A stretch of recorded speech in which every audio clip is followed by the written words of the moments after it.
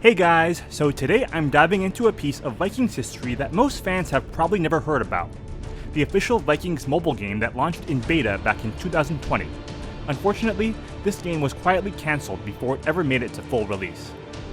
It's a bit of obscure Vikings lore that I'm glad I was able to experience briefly before it went offline. Alongside a little-known Vikings-themed slot machine game, this was one of the only two officially licensed Vikings games ever made, not counting crossover events in other games like Viking Guard, Viking Rise, and World of Tanks. This game disappeared almost as quickly as it arrived, and today, I'll be sharing what it was like to actually play it and why it wasn't shocking to me that this game got shut down. The official Vikings mobile game was first announced all the way back in 2017. It was pitched as a player versus player strategy game featuring the characters from the show and was originally slated for release in 2018. I remember constantly logging on to the Fifth Planet Games website and seeing this coming soon graphic for the Vikings game, waiting for the day the game would finally see its release. That day did come, but unfortunately, with much letdown and disappointment. The beta was quietly released in late 2020, but never made it past that stage. In 2021, the entire project was shut down. And even during that short window, the beta was only available in a handful of countries. Specifically, Sweden, Finland, and the Philippines. Since I'm based in the US, I actually had to change the region on my phone just to access the download. The official Vikings mobile game featured 11 playable characters from the show, all from Season 1.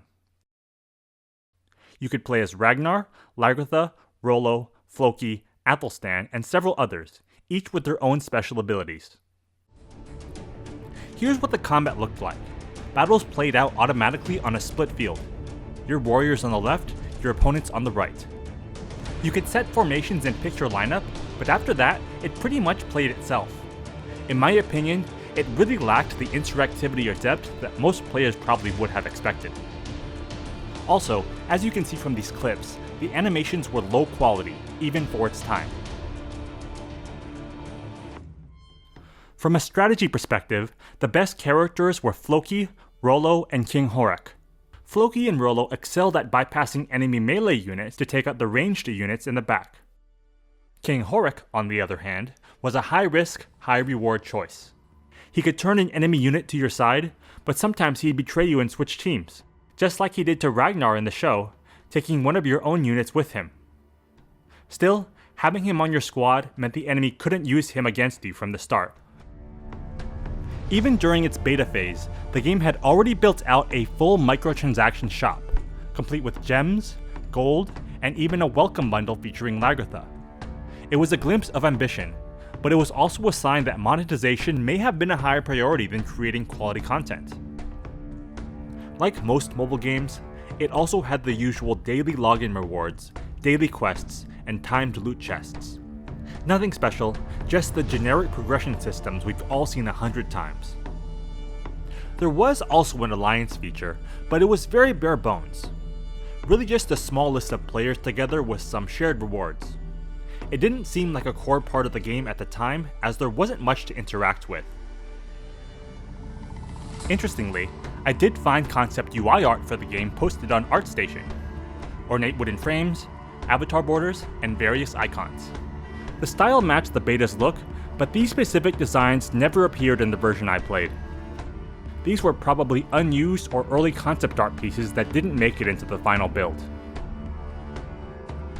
Right before the beta was shut down, the developers actually introduced a new story/conquest mode.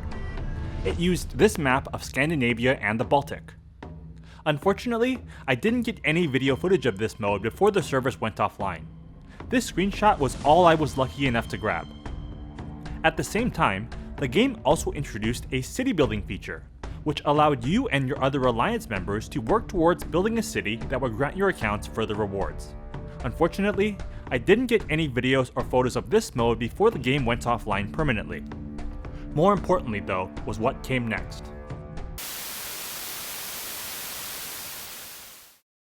Just when it looked like the game might finally be expanding, this happened.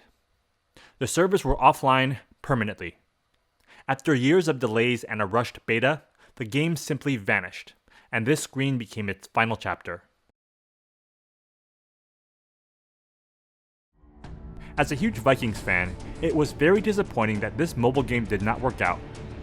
Ever since the beginning of the TV series, I had been really hoping for a full Vikings video game, and I'm very disappointed we never truly got one. My highest pipe dream would be for there to be an Assassin's Creed style open world game using the Vikings IP, similar to Assassin's Creed Valhalla. Maybe one day, we'll see an open world epic that lets us truly explore Kattegat, sail the seas, and live out our own saga. Thanks for watching, and until next time.